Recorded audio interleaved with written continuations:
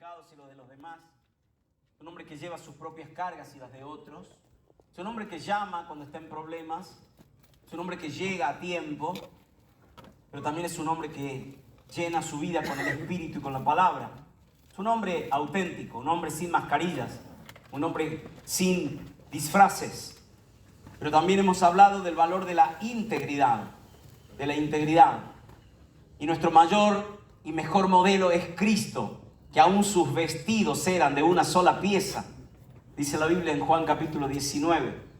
Así que cuando consideramos el valor de la integridad, pensamos en un hombre que la Biblia destaca que era íntegro, perfecto ante los ojos de Dios y también los ojos y el testimonio de la gente. Él se llamaba Job y él dice, mi integridad puede mostrarse en mi pureza sexual. He hecho pacto con mis ojos, pero también en mi justicia. Doy a cada cual lo que le corresponde y ando rectamente y permanentemente. También en cuanto a la humildad, ¿cómo voy a mirar a alguien por sobre el hombro si acaso nació de la misma matriz que yo? Hemos hablado de la devoción, del contentamiento, de la benignidad, todas particularidades de una vida de integridad. Pero todos los que estamos aquí, todos, de alguna manera, estamos rodeados por algo a lo que llamamos familia. Familia. Y sabes que el libro de Nehemías tiene muchas aplicaciones, no solo con respecto al liderazgo, no solo con respecto a la vida de servicio en la iglesia, sino con respecto a la familia. Y quisiera hablarte al menos de un par de cosas en esta tardecita y tiene que ver con el valor de la valentía o el valor de la familia. Tómalo como vos o el Espíritu Santo te lo revele en esta tarde. La Biblia dice en Nehemías capítulo 4, en el versículo 14, voy a arrancar por allí porque de allí voy a sacar el título específico de la charla o de la conversación de esta tarde. Voy a leer la versión Reina Valera contemporánea y dice así: luego me reuní con los hombres importantes del pueblo. Estoy en Nehemías 4:14. Me reuní con los hombres. ¿Con quién se reunió? Con los hombres importantes del pueblo y con los oficiales del templo y con el pueblo en general. Y les dije, no tengan miedo de esa gente. Ya no soy esclavo del temor. Soy un hijo de Dios. Hemos cantado recién. El texto continúa diciendo: recuerden que el Señor es grande y temible. Luchemos por defender a nuestros hermanos, a nuestros hijos, a nuestras hijas y a nuestras esposas. Y esta versión termina diciendo: luchemos por nuestros hogares. Así que si tenés tu anotador allí, pone esta frase, porque va a ser la que va a marcar nuestra vida de aquí en adelante al mirar a los nuestros cuando volvamos a casa. Luchemos por nuestros hogares. Luchemos por nuestros hogares. Voy a hacer un pequeñísimo repaso o una descripción del contexto histórico en el que está viviendo aquí el pueblo de Israel. Saben que durante 70 años ellos estuvieron en el exilio. La ciudad de Jerusalén está devastada por la invasión enemiga. Y entonces en dos contingentes separados por algunos años llegan hacia Jerusalén. Y el primer contingente o el primer ejército, en funciones de querer reconstruir algo de lo que se veía allí, lo que empiezan a hacer es levantar las murallas, porque las murallas de las ciudades habían sido tiradas abajo. Y entonces empiezan a reconstruir con permisos del rey, con materiales donados por el rey, con algo que habían conseguido por allí, y empiezan entonces los obreros a trabajar. Cuando de repente aparecen tres nefastos personajes de la historia. Uno se llamaba Sanbalat, otro se llamaba Gesem y otro se llamaba Tobías. Así que si tenés alguno de estos nombres, queremos que pases aquí, queremos orar por vos. Porque la verdad que cuando uno lee en la Biblia a Sanbalat, a Tobías y a Gesem, uno sinceramente no quisiera que alguien repitiera esta historia. Ahora, estos tres enemigos del pueblo de Israel y de este proyecto de reconstrucción se ponen en campaña para hacerles la vida imposible al ejército de Israel. a esos pocos valientes que habían vuelto de Jerusalén o a Jerusalén para reconstruir las murallas que habían sido tiradas abajo. Y entonces, en primer lugar, yo quisiera contarte en esta tardecita acerca de cómo es la estrategia del enemigo en contra de tu familia y de la mía. ¿De qué manera? De la misma manera que actuaron contra el ejército de Israel, de la misma manera actúa el enemigo en contra de mi propio hogar, de mi propia vida, de mi esposa, de mis hijas, de tus hijos y también de la iglesia. ¿Por qué no? Fíjate lo que dice, por favor, el versículo 1 y 2. Voy a leerlo ahora sí. Versículo 1 y 2. Cuando Sanbalat supo que estábamos reconstruyendo las murallas, se puso furioso y se burló de nosotros. Versículo 2. Luego fue a hablar con sus compañeros y con el ejército de Samaria y les dijo: ¿y estos pobres judíos qué creen que están haciendo? ¿Vamos a permitir que vuelvan a ofrecer sus sacrificios? ¿Acaso creen que acabarán de reconstruir en un día? ¿O que van a recoger de las cenizas las piedras que fueron reducidas a polvo? ¿Sabes que la primera estrategia del enemigo, quiero que lo anotes allí en tus apuntes, es intimidar? Intimidar. El diccionario de la lengua española dice así de intimidar: causar o infundir miedo. Pero atención con esto, es inhibir, es paralizar. Por eso es que cuando cantamos estas canciones, las cantamos con tanta fuerza. No porque hacemos confesión positiva, no porque creemos en la declaración que sale de nuestra boca, sino creemos en el Dios que recibe esta declaración. Creemos no en la fe en sí misma, sino en quien recibe la fe, que es Dios. Pero el enemigo quiere intimidarnos, quiere paralizarnos, quiere inhibirnos. Primera estrategia, intimidar. Fíjate lo que dice el texto, vuelvo a leerlo. Dice: se puso furioso, se burló de nosotros. Dice el versículo 2, ¿qué creen que están haciendo? ¿Acaso creen? La palabra creen se repite 2 veces, porque la intimidación apunta y atenta contra nuestra fe y nuestras creencias y convicciones. Lo vuelvo a decir, el texto dice: ¿qué creen? ¿Qué creen?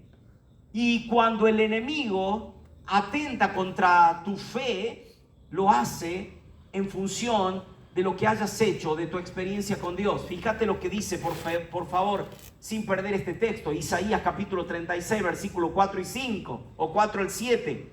Es otra la historia. Aquí el enemigo no se llama Sanbalat, se llama Senaquerib. Aquí el pueblo de Israel no está en el exilio, está en su propia ciudad, está en Jerusalén. Aquí el que está reinando es Ezequías, y dice la Biblia que el primer oficial de Senaquerib les dijo: díganle a Ezequías que el gran rey de Asiria manda decirle: ¿en qué te apoyas que te sientes tan confiado? ¿En qué te apoyas? Yo quiero que por favor hagas memoria de estos últimos días, de estos últimos meses, del año anterior, y vas a recordar las veces que el enemigo te susurró las mismas palabras a tu mente y a tu corazón. ¿En qué te apoyas que te sientes tan confiado? Verso 5. Tú hablas de contar con una coalición o con una alianza y con poder para hacerme la guerra, pero yo digo que esas no son más que palabras huecas. Decime ahora, manda decir este rey, ¿en quién confías que te rebelás contra mí? Verso 6, por lo visto, confías en ese bastón de caña quebradiza que es Egipto, bastón que te atravesará, eso quise decir, y perforará la mano a quien se apoye en él. Ese es el faraón, el rey de Egipto, para todos los que en él confíen. Versículo 7, escucha esto: pero si me dices que ustedes confían en el Señor su Dios, ¿escuchaste esa palabra? Pero si me dices que confías en el Señor tu Dios, ¿acaso no se trata de ese Dios? Fíjate el desprestigio, cuyos lugares altos y altares tú, Ezequías, mandaste quitar, y luego dijiste a Judá y a Jerusalén: adoren ante este altar. Lo que hace la intimidación es atentar contra la fe y la experiencia que nosotros tenemos con Dios. Intimidación, intimidar. Entonces, vos y yo no creemos que podamos resucitar los huesos secos de una familia que está completamente devastada. Algunos de nosotros hemos venido a este encuentro diciéndole a Dios: Dios, es la última oportunidad que te doy. Como si Dios tuviese chance, ¿verdad? Como si Dios estaría jugando a la quiniela o al quini. No, mi hermano. Pero tengo que ser sincero, muchos de nosotros hemos venido a estos encuentros, o a este o a otros, diciéndole a Dios: Dios, es la última chance que te doy. ¿Y sabes qué hace el enemigo? Te susurra las mismas palabras que Sanbalat le dijo al pueblo de Israel allí, en Nehemías capítulo 4, o que Senaquerib mandó a decirle a Ezequías. ¿En quién te apoyás? Intimidación, intimidad. Pero en segundo lugar, ¿estás conmigo? Nehemías capítulo 4, versículo 3. Interesante el texto.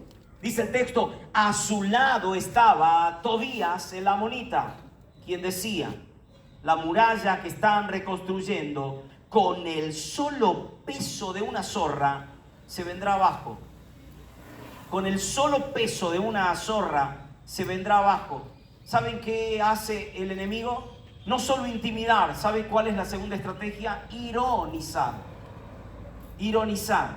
La ironía, según el diccionario, es una burla fina y disimulada. Es el tono burlón con que se expresa. Es la expresión que da a entender, algo contrario o diferente de lo que se dice. Generalmente como burla disimulada. Fíjate lo que dice Tobías: con el solo peso de una zorra se vendrá abajo. A ver, lo que están haciendo, ¿ustedes de verdad creen que se va a mantener en pie? Es más, va a recordarles que las murallas de Jerusalén están construidas con piedra caliza. Piedra que se va a convertir en polvo con solamente una lluvia. Ironizar, la burla del enemigo. Esto me recuerda cuando David, aquel muchachito valentón, se enfrentó al gigante. Y el gigante a lo lejos lo miró e ironizó y lo despreció. Y se burló del muchacho. Dice 1 Samuel capítulo 17, versículo 42. Y cuando el filisteo vio a David, escuche, lo miró con desprecio. Pues este era un jovencito rubio y bien parecido. ¿No se lo imagina? Mire al frente. No, nada que ver. Quédense tranquilo, nada que ver. Ahora, dice el texto bíblico que este muchacho era rubio y bien parecido. Pero el gigante Goliat, cuando miró a David, le gritó, versículo 43, ¿soy acaso un perro para que vengas a darme de palos? Y maldijo a David en nombre de sus dioses. Y lo amenazó: vení acá, que contigo voy a alimentar a las aves de rapiña y a los animales salvajes. Lo que hace el enemigo con tu propia vida, con tu matrimonio, con tu paternidad, con tu hogar, es ironizar. Diciendo: y vos ahora te haces el santo. Si yo te conozco, vamos. Con tono burlón nos recuerda nuestro pasado. Con tono burlón nos recuerda que anduvimos en alguna adicción o con mala junta. Con tono burlón nos recuerda nuestros fracasos. ¿Cuántas veces le hemos traído flores a nuestra esposa y nuestra esposa no la recibió? ¿Sabe por qué? Porque el enemigo nos susurra: ¿ves? No te lo recibe. Porque sos un fracasado, un perdedor, un loser, dirían los chicos.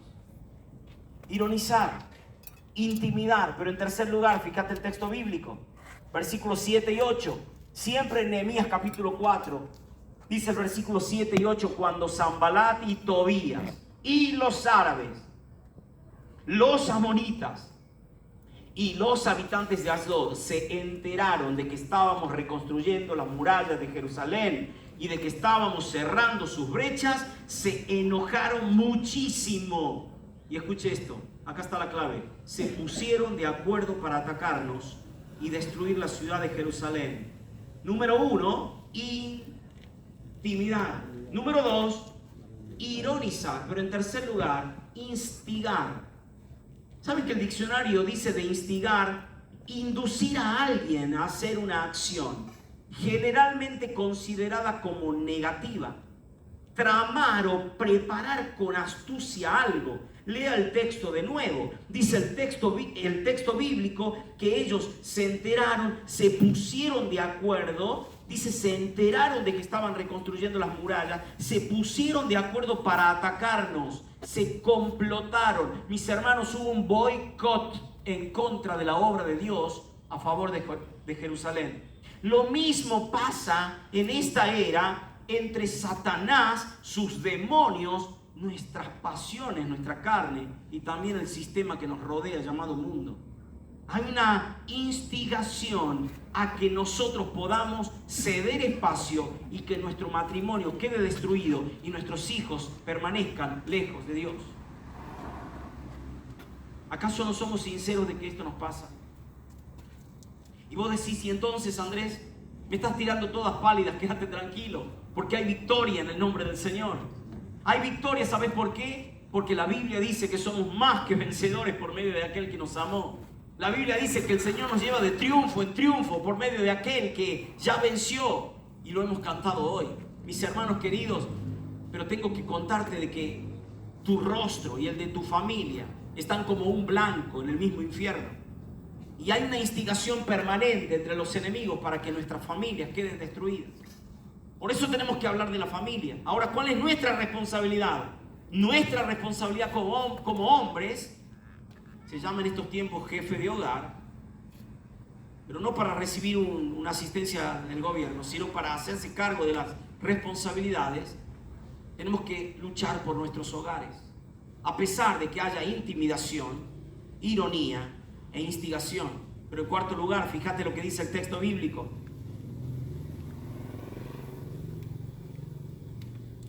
Versículo 11. Dice, mientras tanto nuestros enemigos decían, antes de que se den cuenta de lo que está pasando, caeremos encima de ellos, los mataremos, y acá está la clave, detendremos el trabajo. ¿Sabe cuál es la estrategia del enemigo? Impedir, obstaculizar. Lo que quieren es ponernos barreras, ponernos trabas. Se solía decir antes esto de poner palos en la rueda. Claro, se usaba esta expresión cuando las calles de las ciudades y de las aldeas andaban los carros tirados por caballos. Palos en la rueda para detener el camino, para impedir. Lo que está intentando hacer el enemigo permanentemente es que vos te distraigas de tu ocupación, de tu responsabilidad, de tu enfoque principal. Primero, que es la gloria de Dios, y segundo, la edificación de los tuyos. Y entonces lo que va a hacer es distraerte, sacarte del camino, tirarte a la banquina. Lo que va a hacer es ponerte palos en la rueda. ¿O acaso, si tuviésemos un micrófono abierto para contar testimonios, acaso no sentiste esta semana de que no ibas a poder venir? Porque te cambiaron los horarios de trabajo, porque el vehículo entró en algún desperfecto, porque tuviste un problema de salud, porque hacías planes para estar en el encuentro de varones, porque vos querías edificar tu vida, encontrarte con Dios, y de repente viste que Satanás te ponía palos en la rueda. Y el texto dice, detendremos el trabajo, no le vamos a hacer la vida fácil. Y entonces allí está el adolescente que quiere salir de sus adicciones, que quiere dejar de sus malas juntas, pero el enemigo lo que hace es distraerlo en el camino. No solo hay intimidación, hay ironía, hay instigación, sino también hay impedimento. Lo que hace el enemigo es impedir de que nosotros podamos alcanzar lo que el Señor quiere para nosotros. ¿Qué significa impedir? Estorbar o imposibilitar la ejecución de algo. Saben que la Biblia habla mucho de esto. Y hay no solo un complot, una instigación, hay un boicot entre los enemigos para que nosotros no podamos alcanzar los planes de Dios. Dice el Salmo 64:3, sus palabras son hirientes como espadas. De sus bocas emanan palabras venenosas como flechas. Desde sus escondites disparan contra los inocentes sin ningún temor de ser atrapados. Versículo 5 dice así, animan a otros a hacer el mal. Conspiran sobre cómo engañar a las personas diciendo, nadie lo sabrá. Ellos conspiran en hacer el mal. Con orgullo dice, qué gran plan hemos creado. No hay límite en las profundidades a las que la mente humana puede llegar. Hay una tarea que no solo quiere destruir la obra de Dios, sino quiere impedir que la obra de Dios se realice. Pero ¿sabes? La Biblia cuenta en Lucas capítulo 4, en Mateo capítulo 4, que Jesús fue tentado por el diablo. El versículo 13 de Lucas 4 dice el texto así. Escucha esto. El diablo se alejó de él por un tiempo. Después de la tentación en el desierto, en el pináculo del templo, dice la Biblia que Jesús le contestó. Están citadas 3 veces, pero permanentemente, porque el texto dice que fue tentado por el diablo durante 40 días y 40 noches. Ahora, permanentemente Jesús dice, escrito está, escrito está, escrito está. Pero el versículo 13 dice que el diablo se alejó de él por un tiempo. Y ese por un tiempo significa que la estrategia del enemigo será, número 5, insistir. Insistir. Claro, nosotros creemos que si ganamos un partido ya ganamos el campeonato, y no es así. El problema es que la Biblia dice, en Nehemías capítulo 4, versículo 12, lo tenés allí abierto, dice el texto, y cuando llegaban a Jerusalén los judíos que vivían en la ciudad de nuestros enemigos, nos repetían lo mismo muchas veces. ¿Qué hacían? Nos repetían lo mismo muchas veces. No importa de dónde ustedes vengan, ellos los van a atacar. Entonces viene el enemigo y te la dice de una manera. Te la puede decir a través de un vecino, de un amigo, de un viejo compañero de la escuela. Te la puede decir quizás a través del susurro, cuando vos acostás tu cabeza en la almohada. Y entonces vos decís, ¿y cómo salgo de esta? Bueno, es que Satanás se aleja por un tiempo, pero vuelve con un mayor ataque, porque le gusta insistir. El diccionario dice que es instar reiteradamente, repetir o hacer hincapié en algo. Y entonces vos decís, pero yo creo que esta batalla ya la gané. Y el diablo dice, no te la creas. Por eso es que Jesús fue tentado, no solo en el desierto, no solo en el pináculo del templo, sino que en una ocasión, dice la Biblia, que aún uno de sus íntimos le dijo a Jesús, no, nunca tal cosa te acontezca. Y Jesús tuvo que confrontarlo a Pedro y decirle, apártate de mí, Satanás. Identificando que Pedro había hecho como un complot con el mismo diablo para que Jesús no vaya hacia la cruz. Mi hermano amado, el diablo te tiene entre ceja y ceja. Y quiere que destruyas tu hogar. Y quiere destruir tu hogar. Porque el ladrón no viene sino para hurtar, matar y destruir. Estás, mi hermano, entre ceja y ceja de Satanás. Por eso hoy el ánimo tiene que llevarnos a luchar por nuestros hogares. Sabemos cuál es la estrategia del enemigo. No podemos ignorarlo. Entonces me dirás, Andrés, ¿y entonces qué hacemos? ¿Cuál es la nuestra? ¿Cuál es nuestra estrategia?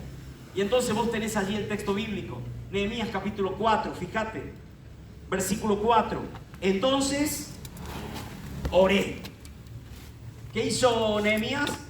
Oró y dijo, escúchanos, Dios nuestro, porque se burlan de nosotros. Que sus burlas recaigan sobre sus propias cabezas y que ellos mismos sean llevados cautivos a una tierra extraña. Número 1, mi hermano, nuestra estrategia, la más importante quizás, clamar a Dios. Entonces oré. Escucha la instigación, sabe de la intimidación, conoce de la ironía, sabe que hay un complot, pero ¿sabe qué? Él no se queda conforme con ello y va a la casa de Dios y dice, Señor, escucha, Señor, solo no puedo. Ahora me encanta la expresión de clamar.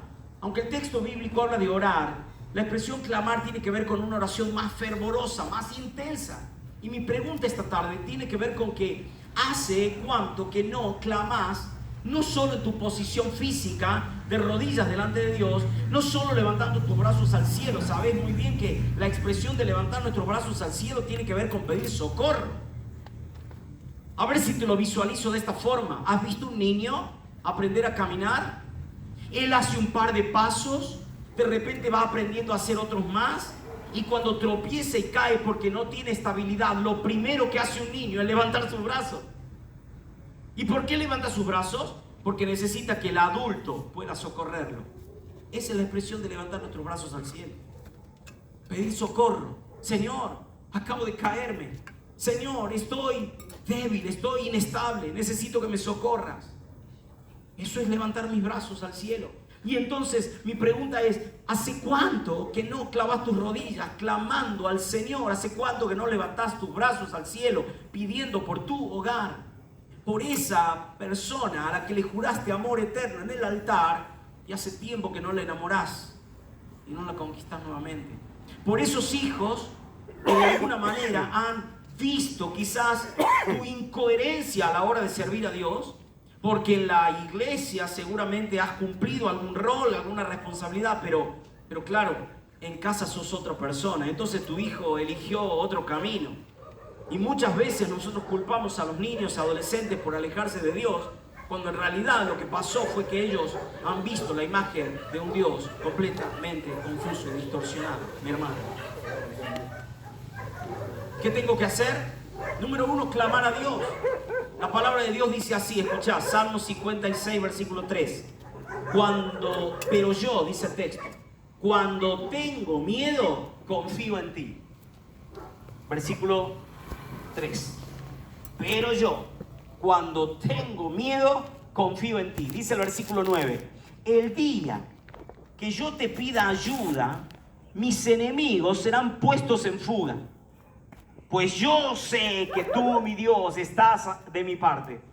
Versículo 10. Dios mío, en ti confío y alabo a tu palabra. Señor, en ti confío y alabo tu palabra. Versículo 11. Confío en ti, mi Dios, y no tengo miedo. ¿Qué me puede hacer un simple mortal? Número 1, clamar a Dios. Mi hermano, nunca se canse de orar. Y cuando no tenga ganas de orar, ¿sabe qué tiene que hacer? Orar. Orar. Y cuando vea que su matrimonio está como deteriorándose, como desgastándose, y te diría algo más, como desangrándose, entra a tu cuarto y cerrada la puerta, ora a tu Padre que está en lo secreto. Y tu Padre que está en lo secreto te va a recompensar en público. Y pronto vas a ver tu familia restaurada, porque lo primero que tenemos que hacer es clamar a Dios por nuestro hogar, por nuestra familia. Pero en segundo lugar, fíjate lo que dice el texto bíblico. Nehemías 4:6. Hay una versión que se llama traducción en lenguaje actual. Voy a usarla porque me llamó la atención la expresión. Dice el texto allí, versículo 6. Así que seguimos reconstruyendo el muro.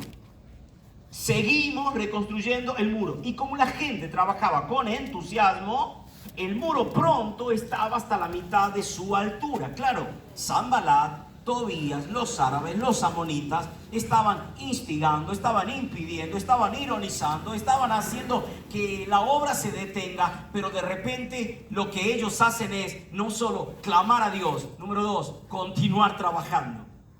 Continuar trabajando, continuar trabajando. ¿Saben, mi hermano? Una de las cosas que escucho permanentemente cuando termina un partido de fútbol y le hacen la nota al equipo perdedor, los jugadores o el técnico responden algo así como: hay que seguir trabajando. Y sí, hay que seguir trabajando. Porque, y frases futboleras si las hay, esta es una de las frases típicas de aquellos que se ponen el cassette. Y esto se resuelve trabajando. Y de esta se sale trabajando. Usted que es futbolero habrá escuchado a tantos jugadores que cuando le ponen el micrófono dicen es que hay que seguir trabajando, continuar trabajando. Porque si los judíos en esta ocasión se hubiesen lamido las heridas, se hubiesen agachado diciendo no podemos, porque ellos son demasiado fuertes, la muralla no estaría ni siquiera hasta la mitad de la altura. Mis hermanos, número 1, clamar a Dios. Número 2, hay que continuar trabajando. De alguna manera tengo que recordar dónde quedé en el camino. Dice la Biblia en Apocalipsis capítulo 2 que cuando uno está en la obra y se olvida de lo más importante, Dios nos reprocha, nos llama la atención. Dice, la verdad que lo tuyo es formidable. Lo tuyo es formidable. Veo que trabajás, veo que adorás, veo que haces cosas es más, cuidás hasta la doctrina, pero te has olvidado de lo más importante y es el primer amor. Y entonces, el llamado de atención es, lo que tenés que hacer es recordar de dónde has caído. Recordar de dónde has caído. Entonces, sigue el texto diciendo, y arrepentite. Y también dice el texto, y hacé las primeras obras. ¿Qué quiere decir eso, mi hermano? Continuar trabajando. Continuar trabajando. El texto bíblico me lleva a Deuteronomio capítulo 31, versículos 6 al 8, y dice así: así que sé fuerte y valiente. No tengas miedo ni sientas pánico frente a ellos, porque el Señor tu Dios, Él mismo irá delante de ti. No te fallará ni te abandonará. Verso 8. No temas, no te desalientes, porque el propio Señor irá delante de ti. Él estará contigo, no te fallará, no te abandonará. En una expresión muy similar, en 1 Crónicas capítulo 28, verso 20, David, que está delante de su hijo Salomón, y va a decirle a Salomón estas palabras: esforzate, sé valiente y hacé la obra. ¿Qué tenés que hacer? La obra. No te intimides, no temas, no te acobardes. Estoy leyendo 28:20 de 1 Crónicas. Porque el Señor Dios, mi Dios, está contigo. Él no te fallará ni te abandonará hasta que, me encanta esta expresión, que toda la obra del servicio de la casa del Señor sea acabada. El Señor va a estar contigo. Pero vos, número 1, clama al Señor. Número 2, continuar trabajando. Y número 3, Andrés. Y número 3 lo encuentro en el versículo 9. Vos lo tenés ahí en Nehemías capítulo 4, versículo 9. Y el texto dice: entonces oramos a nuestro Dios. Clamar a Dios. Pero sigue diciendo el texto: pero también pusimos guardias de día y de noche.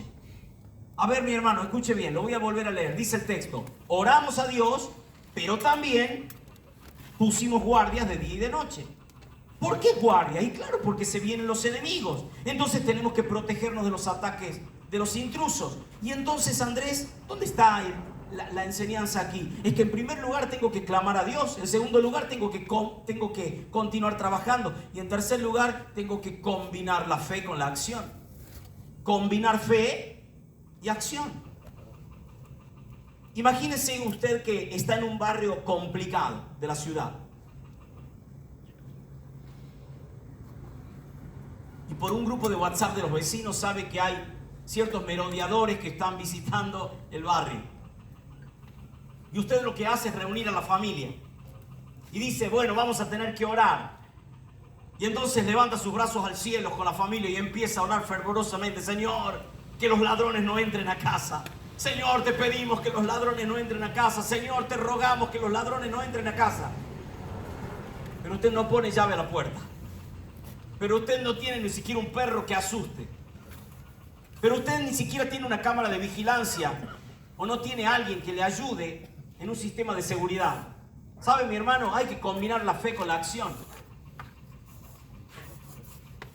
Es interesante esto, porque muchas veces hemos pedido a Dios que haga su parte, porque de Él, de lo imposible se encarga, pero de lo posible tenemos que encargarnos nosotros, ¿sabe? Por eso Nehemías lo que hace es decir: vamos a pedirle a Dios, pero también vamos a poner guardia. Vamos a hacer lo que nos toca a nosotros. Y entonces, mi hermano, le voy a decir lo que aprendí cuando era novio. Dios no manda flores. Eso aprendí. Dios no manda flores. Yo le pedía: Señor, yo quiero conquistar a mi esposa, a la que iba a ser y es mi esposa. Yo quiero que el corazón de Lucía se incline hacia mí. Yo quiero que ella esté conmigo. Y el Señor me dijo: pero yo no mando flores. Yo no mando flores. Yo lo que hago es lo imposible. Pero de lo posible encárgate vos. Así que aquel que tuvo que cortejar a esa chica que le gustaba fui yo. Mi hermano amado, quiero decirle: Dios se encarga de lo imposible, pero de lo posible tiene que encargarse usted. Combinar fe con acción. ¿Está conmigo hasta ahora? O los mosquitos tan atroces, ¿no? Tan terribles. Número 4, escuche. Miren lo que dice el versículo 13. Versículo 13. De manera que coloqué guardias armados detrás de las partes más bajas de la muralla, en los lugares más descubiertos. Puse a la gente, ¿me permiten? auspicia este mensaje. Oh.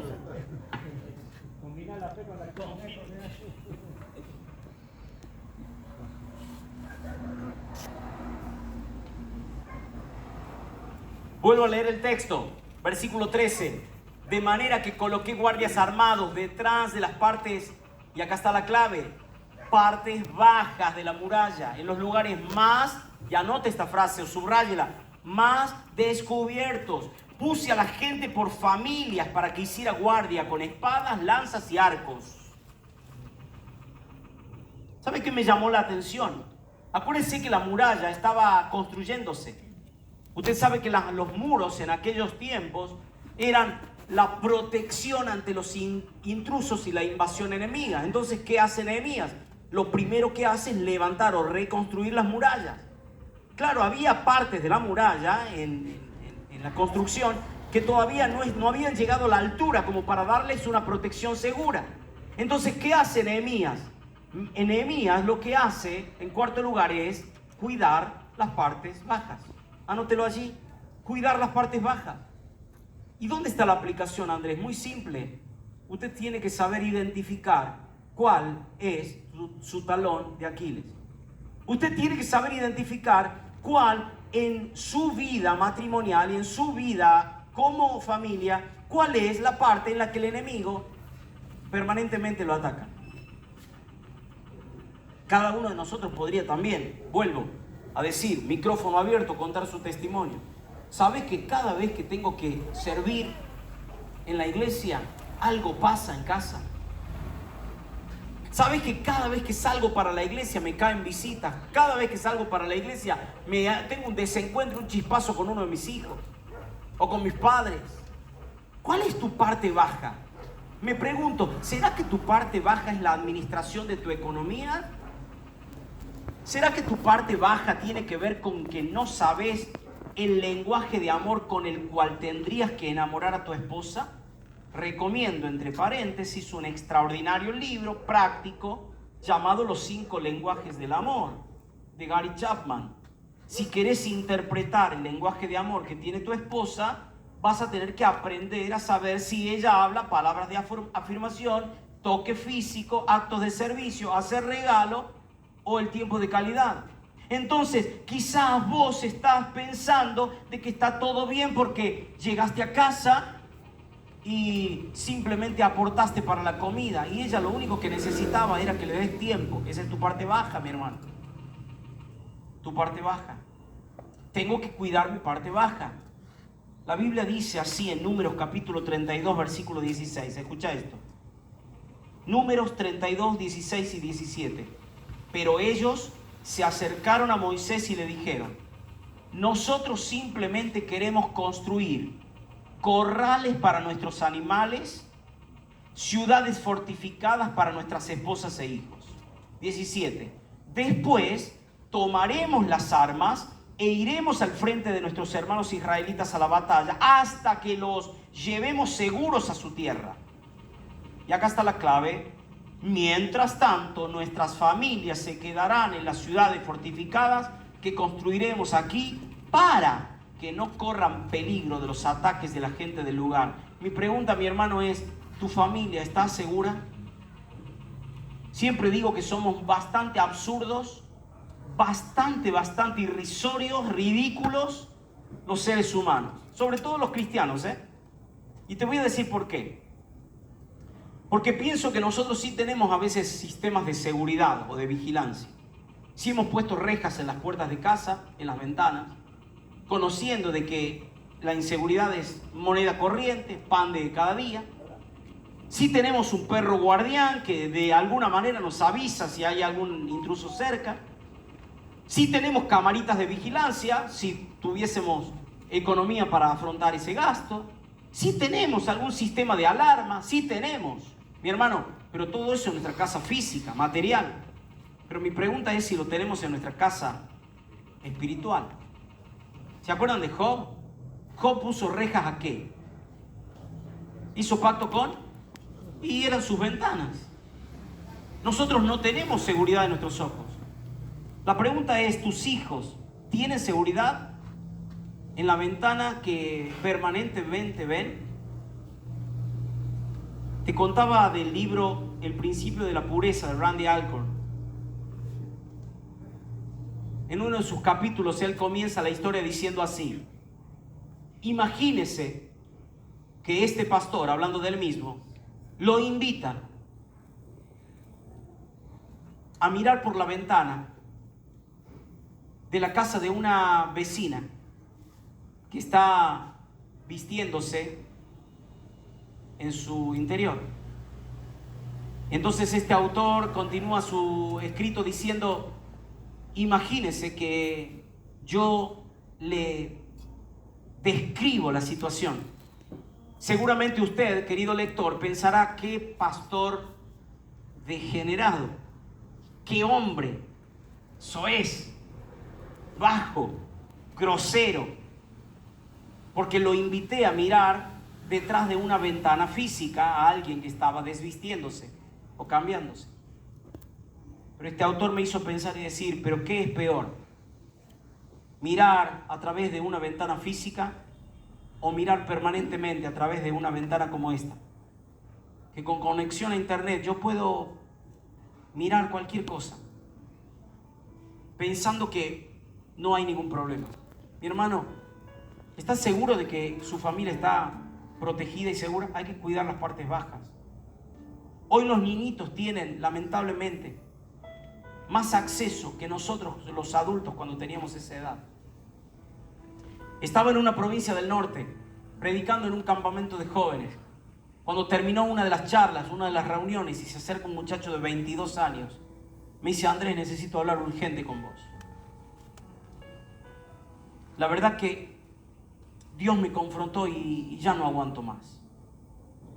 Necesito confesarte de que hace más de 15 años que consumo pornografía. Entonces le pregunté: ¿qué edad tenés? 22. Hice números. Le digo: ¿cómo empezó todo?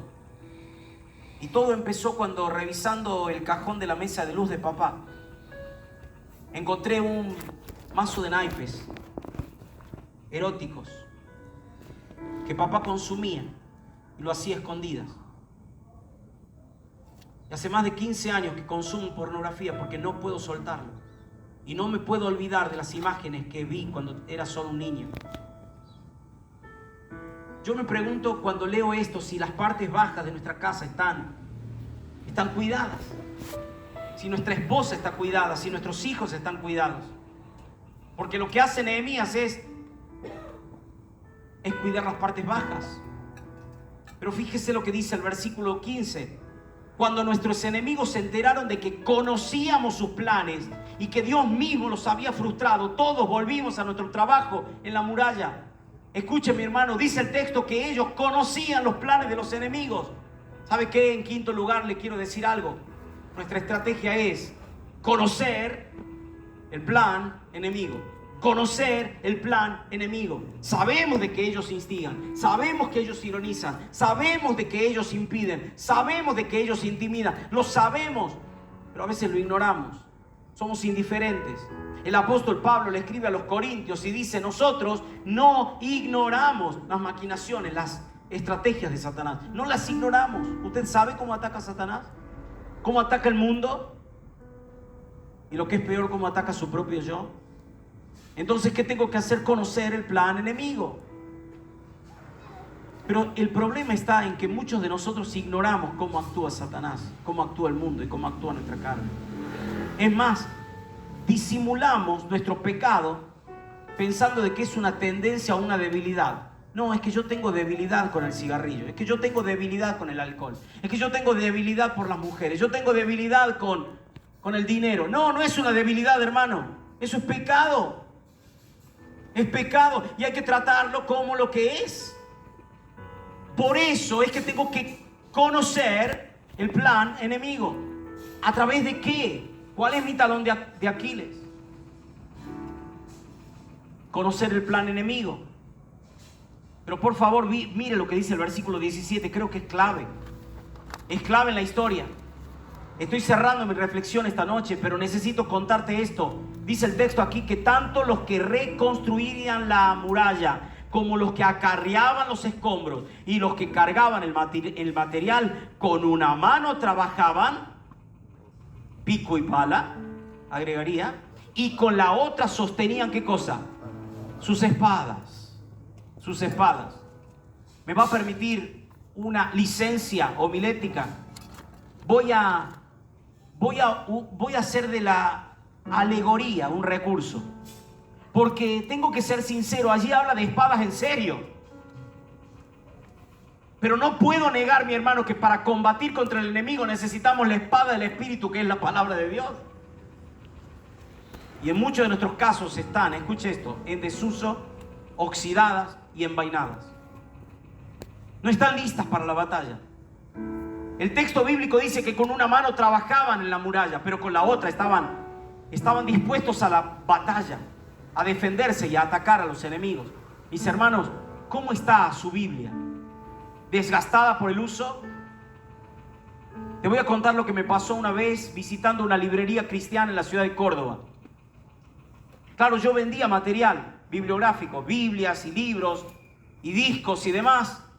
Cuando de repente yo estaba eligiendo el material y entra una mujer muy bien vestida y va directamente al vendedor y le dice: necesito una santa Biblia. Ya cuando lo dijo así me llamó la atención, paré el oído. Necesito una santa Biblia con estas dimensiones, y le dio las dimensiones de la Biblia. Y necesito que tenga el lomo, o sea, la parte de atrás, con letras doradas. Y necesito que el canto sea plateado. Entonces el vendedor hizo su mejor esfuerzo, fue al depósito, encontró una Biblia. Yo miraba como un niño chismoso, dígalo así. A ver qué iba a pasar con esa historia. Mientras disimulaba eligiendo mi material, veo que el vendedor va al depósito, trae la Biblia, mide, y era lo que la mujer necesitaba. Se la midió delante de ella, ella consideró el elemento, lo vio, el producto, y dijo: me lo llevo. ¿Cuánto es? Tanto. Pasó la tarjeta de crédito y se la llevó. No sin antes el vendedor le pregunta: disculpe la indiscreción, no me corresponde, pero necesito saber por qué necesita una Biblia así o ese libro. Esta mujer, sin ningún reparo, con total desparpajo, contestó esta frase: porque he inaugurado una biblioteca en mi casa con la literatura de los grandes escritores universales y me está faltando la Biblia. Para lo único que necesitaba la Biblia era para decorar su biblioteca, mi hermano. Mi hermano, quiero preguntarle algo. ¿Su Biblia solamente decora su escritorio, su biblioteca? ¿O está desenvainada para defender a su familia de los ataques del enemigo? Me permite llamarle la atención. Si hay textos que alegran el corazón en la Biblia y que alientan el espíritu, uno puede leer el Salmo 23 y decir: Señor es mi pastor y nada me falta. O el Salmo 27: el Señor es mi luz y mi salvación, ¿de quién temeré? Pero hay textos que causan gracia, hay textos que causan gozo, que causan aliento, pero hay textos, mis hermanos, que causan mucha tristeza, mucha tristeza. 1 Samuel capítulo 13, versículo 22. En el top 3 o top 5, yo lo tengo en el primer lugar. Porque es el texto que más tristeza me ha causado en la vida al ver al pueblo de Dios. 1 Samuel capítulo 13, versículo 22 dice estas palabras: de tal manera aconteció que en el día de la batalla no se hallaba ni una espada ni una lanza en mano de ninguno de los del pueblo que estaban con Saúl y con Jonatán. Escuche cómo termina el texto: excepto Saúl y Jonatán su hijo, que sí las tenían. ¿Sabe quién era Saúl? El rey. ¿Quién era Jonatán? El príncipe. ¿Sabe cuántas espadas había en 2 millones de personas? Solo 2. ¿Saben quién eran los únicos que manejaban la espada en el pueblo de Israel? Los líderes. Y hay un analfabetismo bíblico en nuestra iglesia, la iglesia del Señor, que lamentablemente que cuando tenemos que enfrentar las batallas que nos presenta el enemigo, nosotros desconocemos las Escrituras y el poder de Dios. Ese es el problema que tienen ustedes, dijo Jesús. Ustedes ignoran las Escrituras. Y como ignoramos las Escrituras, nuestra espada no está en la mano, está envainada. La tenemos en una biblioteca. Nos jactamos de ser el pueblo del libro, pero lamentablemente desconocemos lo que dice la Biblia. Mis hermanos, cuando estés en problemas, no podés llamar al pastor de la iglesia para que te saque del apuro. Tírame un texto como para saber qué responder. No, mi hermano, porque no son comprimidos. Como que le estás pidiendo una receta a un médico de confianza o al médico de cabecera. Tenés que conocer y amar la palabra para poder vivir en victoria cuando la batalla se te presente. En último lugar, y una vez más, gracias por tu paciencia. Fíjese lo que dice el versículo 19 y 20, y termino. Entonces hablé con los dirigentes, los oficiales y el resto de la gente y les dije: este es un trabajo muy grande y estamos muy separados el uno del otro en la muralla. Así que, si oyen la trompeta, corran todos a reunirse en este lugar. Todos nos agruparemos y nuestro Dios luchará por nosotros. ¿Qué tengo que hacer para enfrentar una batalla y ganarla? En último lugar, conectar con la familia. Sí, mi hermano, usted no puede estar aislado de los suyos. Usted no puede vivir una vida paralela, un programa paralelo de lo que está viviendo su esposa, sus hijos. Aplíquelo a la iglesia también. El texto bíblico dice: el trabajo es grande, la muralla es grande y estamos separados el uno del otro. Me encantó la dinámica de recién, cuando Alfredo nos decía: salí de tu silla, andá contale a aquel que quizás está luchando por lo mismo. Decile que vos ya lo venciste por el poder de Dios. Mis hermanos, tenemos que estar juntos, conectar entre nosotros, porque hay victoria cuando trabajamos juntos. Luchemos por nuestros hogares. Ayer te leía, o esta mañana te leía lo que hizo Joab con Abisai, su hermano. Si los sirios son más poderosos que yo, vení a ayudarme. Y si los amonitas son más poderosos que vos, yo te voy a ayudar. Esto es conectar con la familia, es estar juntos. Mis hermanos, luchemos por nuestros hogares. ¿Usted qué cree? ¿Se puede o no se puede? Amén. ¿Qué tenemos que hacer entonces? Número 1, clamar a Dios. No una simple oración, no un rezo como para decir que lo hicimos. Clamar a Dios. Continuar trabajando. ¿Dónde te quedaste? A partir de allí, agarra pico y pala y empieza a trabajar, mi hermano. Continúa la tarea.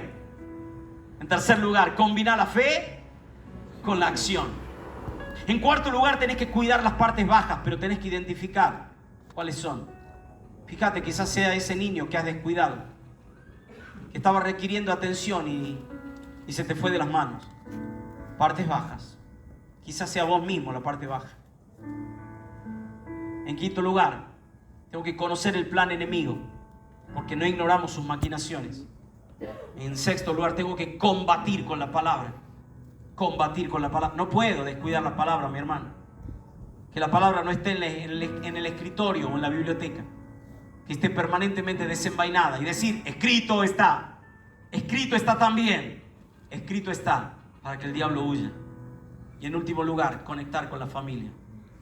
Que el Señor te bendiga, que el Señor bendiga tu familia, que el Señor bendiga tu hogar, mi hermano, que el Señor te bendiga y te guarde, que el Señor sonría desde su casa, desde el santuario, que el Señor haga resplandecer su rostro sobre vos, tenga de vos misericordia, mi hermano. Que el Señor ponga en vos paz y puedas tener la victoria contra tus enemigos. Amado Dios, en el nombre de Jesucristo te damos gracias, porque hoy podemos ponernos en pie, tomar las armas de nuestra milicia, que no son carnales, son poderosas en Dios para destruir fortalezas. Entendiendo, Señor, que si nuestros pensamientos son sometidos y llevados cautivos a la obediencia a Cristo, también vamos a experimentar la victoria en contra de nuestros enemigos. Señor de los cielos, aplica tu palabra a cada corazón. Disimulá, Señor, las torpezas del predicador. Y en el nombre de Jesucristo, llévanos de triunfo en triunfo. No para sacar pechito argentino, sino para reconocer que toda la gloria, todo el honor, todo el reconocimiento, la victoria te pertenece. Lo hacemos en el nombre precioso de Jesús. Amén. Y amén. Que el Señor te bendiga. Muchas gracias.